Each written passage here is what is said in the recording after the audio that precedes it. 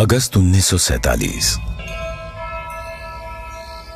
Madras presidency, Tamil Nadu. विशिष्ट लोगों का एक समूह अपने जीवन काल की एक ऐतिहासिक यात्रा की तैयारी कर रहा था। उन्हें एक महत्वपूर्ण कार्य संपन्न करने के लिए आमंत्रित किया गया था। एक शासक से दूसरे शासक को सत्ता हस्तांतरण की प्रक्रिया को विधि विधान के साथ पूर्ण करने का कार्य सौंपा गया था। किस दिशा में कूच कर रहे थे ये लोग? दिल्ली। भारत अपनी स्वतंत्रता के समीप था। ब्रिटिश शासन से मुक्ति की बेला थी। स्वराज के लिए संघर्ष में हजारों गिरफ्तार हुए और मारे गए, और दशकों बाद राष्ट्र अपने लक्ष्य के समीप था। वो लक्ष्य था स्वाधीनता, स्वतंत्रता। अब अंतिम वाइसरॉय लॉर्ड माउंटबेटन को एक महत्वपूर्ण कार्य करना था, भारतीयों को उनका स्वराज्य सौंपने का कार्य। परंतु उनके सामने एक सवाल था, स्वराज्य को किस प्रकार सौंपा जाए? ऐसे में हाथ मिलाने की रस्म शायद ही काम आए। तो इस गौरवशाली क्षण के प्रतीक के रूप में कौन सी रस्म अपनाई जाए? उन्होंने पंडित जवाहरलाल नेहरू के सामने अपना ये सवाल रखा। यह एक उचित सवाल था जिसके बारे में विचार विमर्श की आवश्यकता थी। नेहरू जी ने यह प्रश्न जाने माने स्वतंत्रता सेनानी श्री सी राजगोपालाचारी के सामने रखा, जिन्हें राजा जी के नाम से जाना जाता था। वे तमिलनाडु से थे। नेहरू राजा जी की विद्वता और भारतीय परंपराओं और सभ्यताओं पर उनके ज्ञान का सम्मान करते थे।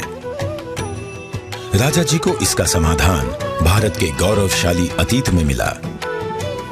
तमिलनाडु के चोला साम्राज्य में, जो भारत के प्राचीनतम और दीर्घकाल तक चलने वाले साम्राज्यों में से एक था, एक चोला सम्राट से दूसरे सम्राट को सत्ता का हस्तांतरण नीति परायणता के प्रतीक अर्थात सेंगोल सौंप कर किया जाता था। भगवान शिव के आशीर्वाद का आवाहन करते हुए उस समय के महंत द्वारा सेंगोल को आशीष प्राप्त होता था। क्योंकि चोला शिव के प्रबल भक्त थे, उनके द्वारा स्थापित हजारों वर्ष पुराने मंदिरों में आज भी पूजा की जाती है।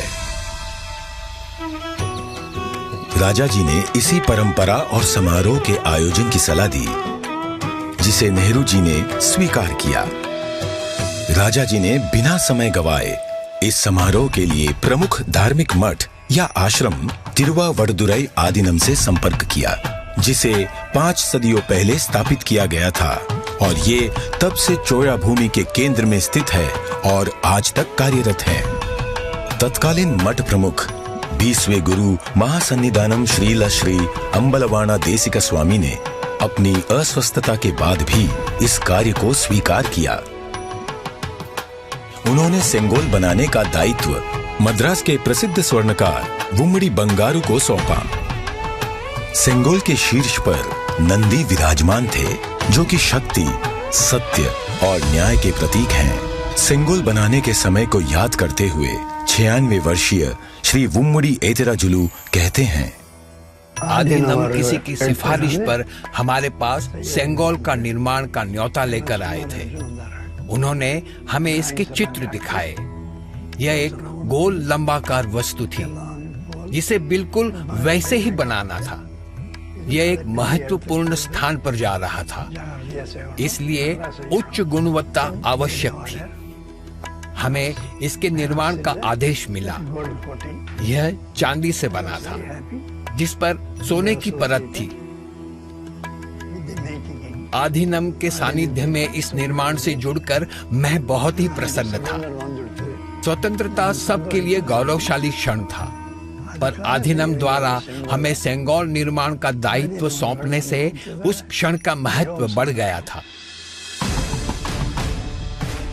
परम पावन मठ प्रमुख ने उप प्रमुख श्रील श्री कुमारस्वामी तंबिरान, आदीनम के ओदुवार विशेष गायक माणिक्यम और नादस्वर विद्वान TN राजरत्नम पिल्लई को आयोजन संपन्न कराने का दायित्व सौंपा। ये दल एक विशेष विमान से दिल्ली पहुंचा। 14 अगस्त 1947 की रात्रि को श्रील श्री कुमारस्वामी तंबिरान ने रीतिनुसार सेंगोल को लॉर्ड माउंटबेटन को सुपुर्द किया। और लॉर्ड माउंटबैटन से उसे पुनः स्वीकार किया। तत्पश्चात सेंगोल पर पवित्र जल छिड़का गया। शोभा यात्रा के रूप में इसे पंडित जवाहरलाल नेहरू के पास ले जाया गया। इस अवसर पर ओदुवार ने तमिल संत तिरुज्ञान संबंदर द्वारा रचित कोलर पदिगम से श्लोकों का पठन किया। महंत ने नेहरू जी को पीतांबर पहनाते हुए उन्हें रीतिनुसार सेंगोल सौंपा। अडियारगल वाणिल अरसालवार आणई नमते, अर्थात ये हमारा आदेश है कि ईश्वर के अनुयायी राजा स्वर्ग के समान शासन करेंगे। इस वाक्य से श्लोक का समापन हुआ। इस प्रकार 1000 वर्ष पूर्व की सभ्यतागत प्रथा के अनुसार दक्षिण और उत्तर के असाधारण एकीकरण द्वारा राष्ट्र को एक सूत्र में पिरोते हुए शासन का हस्तांतरण हुआ। तत्पश्चात नेहरू जी ने श्री राजेंद्र प्रसाद सहित कई नेताओं की उपस्थिति में सेंगोल को स्वीकार किया। आगे चलकर श्री राजेंद्र प्रसाद भारत के प्रथम राष्ट्रपति बने। इस ऐतिहासिक घटना का उल्लेख व प्रकाशन राष्ट्रीय और अंतर्राष्ट्रीय मीडिया में किया गया। 25 अगस्त 1947 की टाइम पत्रिका ने भी इसे प्रकाशित किया। हस्तांतरण की प्रक्रिया के पश्चात पंडित जवाहरलाल नेहरू ने 14 अगस्त 1947 की मध्य रात्रि को अपना विश्व विख्यात भाषण राष्ट्र के नाम संबोधित किया।